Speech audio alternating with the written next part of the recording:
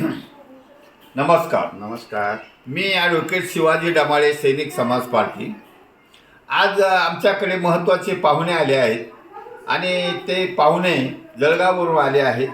ते आमचे परम मित्र आहेत शिवराम पाटील आणि ते या अहिल्यानगरमध्ये काही कारणानिमित्त आले होते. त्याबद्दल मी त्यांना आता काही प्रश्न विचारणार आहे. नमस्कार. नमस्कार. आता काका, तुम्ही अहिल्यानगरला आलात. येस. माझ्या माहितीप्रमाणे तुम्ही मला बोलून घेतलं. Yes. आणि त्या प्रहार संघटनेचे जे बच्चू कडू सर्व आहेत त्यांच्या कार्यक्रमासाठी तुम्ही मला म्हटले या. तर तो काय कार्यक्रम होता, कसा होता, त्याचं थोडंसं प्रेक्षकांना सांगाल का? हे प्रहार संघटनेचं जे होतं प्रशिक्षण शिबिर 2 दिवसाचं अरेंज होतं काल आणि आज.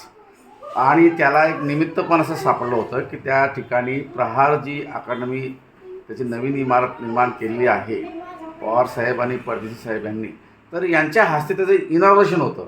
तर त्यावेळेला त्या बच्चू कडू साहेबांनी सांगितलं की इनॉग्रेशन करून तुम्ही मला वन डे गेम करण्यापेक्षा असं करा ना की माझी एक शिबिरच तुम्ही नियोजन करा, म्हणजे माझी किमान 4-5 हजार लोक येतील, छानपैकी आपण हे करू, उद्घाटन करू आणि त्या कार्यक्रमाची जबाबदारी घ्या. आणि त्यांनी घेतली.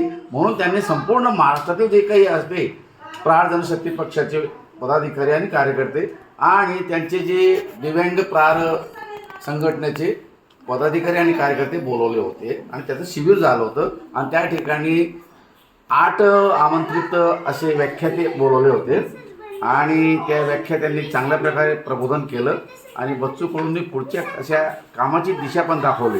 त्या निमित्ताने मला असं वाटलं, जर हे नियोजन मला आधी माहीत असतं की मी तुम्हाला त्या ठिकाणी एक व्याख्याते म्हणून प्रपोज केलं असतं, असं मला वाटतं. तो आमचा एक येण्याचा हेतू होता.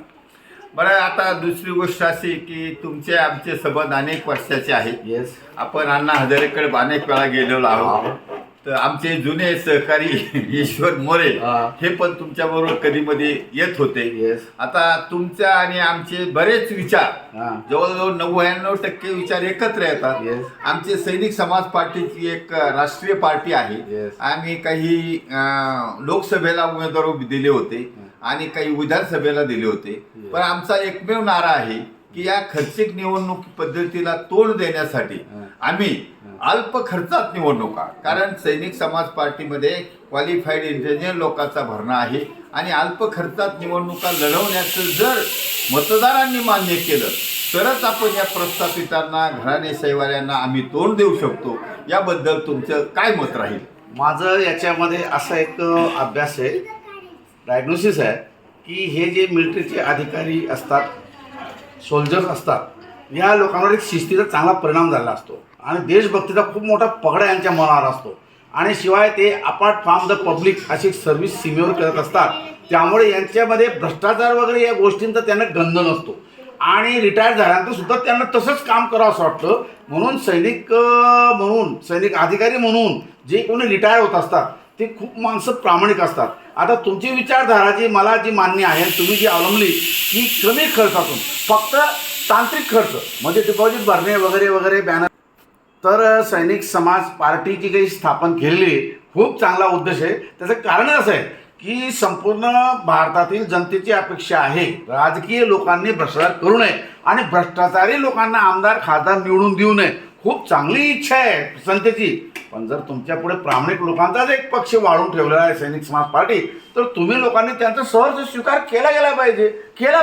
प्रत्येक वेळेला तुम्हाला जर एखाद्या उमेदवाराने पैसा दिला आणि तुम्ही बदल्यात मतदान केलं, भ्रष्टाचाराची सुरुवात तुमच्यापासून झाली. म्हणून मला एक सैनिक समाज पार्टीचं तत्व आवडतं की बापा रे, आम्ही तुम्हाला मतासाठी लाच देणार नाही.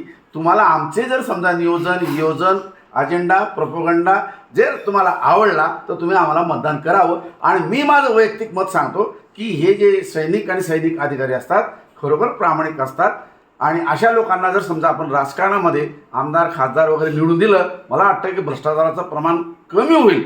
आणि जर समजा यांची संख्या जर समजा पूर्ण केली सरकार बनवण्या इतपत मेजॉरिटी, तर मला असं वाटतं की भ्रष्टाचार हा पूर्णपणे बंद होऊ शकतो आणि हे जनतेच्या हातात आहे. आता तिसरा आणि शेवटचा महत्त्वाचा प्रश्न आहे. Yes sir. आता तुम्ही नोकरीमधून आल्यानंतर राजकारणाला जवळ पाहिलं आहे. येस. तुम्ही विचारवंत आहेत, थॉटफुल आहेत, जागृत नागरिक मंच काढलेला आहे. आता सध्या जे चालू आहे परिवारवादी, भ्रष्टाचारी, गुंड प्रवृत्तीचे 90% लोक राजकारणात आहेत. हो. आणि हे लोक 2 नंबरचा पैसा वापरून म्हणजे क्रिमिनल इंटेन्शन डोक्यात ठेवून मतदाराला पैसे वाटणे हा सुद्धा गुन्हा आहे IPC मध्ये. मग हा गुन्हा करणारे लोक राजकारणात जातात आणि ती कायदा बनवायला जातात. मग अशा लोकांना टक्कर देण्यासाठी काय उपाय तुमच्या विचारातून येऊ शकतो? मला असं वाटतं की तुम्ही अशा भ्रष्टाचारी गुन्हेगारी प्रवृत्तीचे उमेदवार आहेत यांच्याशी टक्कर देण्यापेक्षा जनतेच्या विचारधारेशी टक्कर देणं खूप आवश्यक आहे. कारण शेवटी लोकशाहीची जी काही पायाभरणी आहे ती निवडणुकीतून आहे आणि निवडणुकीतून जी आहे ती मतदानातून आहे आणि मतदान जे आहे तुमच्या वैयक्तिक विचारांवर अवलंबून आहे. जर जनतेने असा विचार केला की मला परिवारवादी नको, मला मताचे पैसेही नको, मला भ्रष्टाचार करणारा उमेदवारी नको, आमदार खासदारी नको, तर जनता प्रामाणिक माणसाला निवडून देऊ शकते आणि त्याला पर्याय दिलेला आहे सैनिक समाज पार्टीने आणि तो जनतेने स्वीकारला पाहिजे असं माझं स्पष्ट मत आहे. आणि ते आता जनतेने विचार करावा की शिवराम पाटील जे सांगतात ते चूक की बरोबर आणि ॲडव्होकेट शिवाजीराव ढमाले साहेब सांगतात ते चूक की बरोबर. तर मला असं वाटतं की जनतेने आपल्या हिताचा, आपल्या देशाचा, आपल्या विकासाचा, आपल्या संस्कृतीचा, आपल्या नीतिमत्तेचा अभ्यास केला पाहिजे आणि फुकट मतदान केलं पाहिजे आणि फुकट मतदान करण्यात जो कोणी पात्र उमेदवार असेल त्यालाच मत दिलं पाहिजे. हे होते शिवराम पाटील यांनी आजच्या चाललेल्या भ्रष्टाचारी राजकारण्यावर अतिशय रामबाण उपाय सांगितला आहे आणि तो सर्व जनतेपर्यंत 13 करोड जनतेने ऐकावा अशी माझी जनतेला विनंती राहील. धन्यवाद. नमस्कार.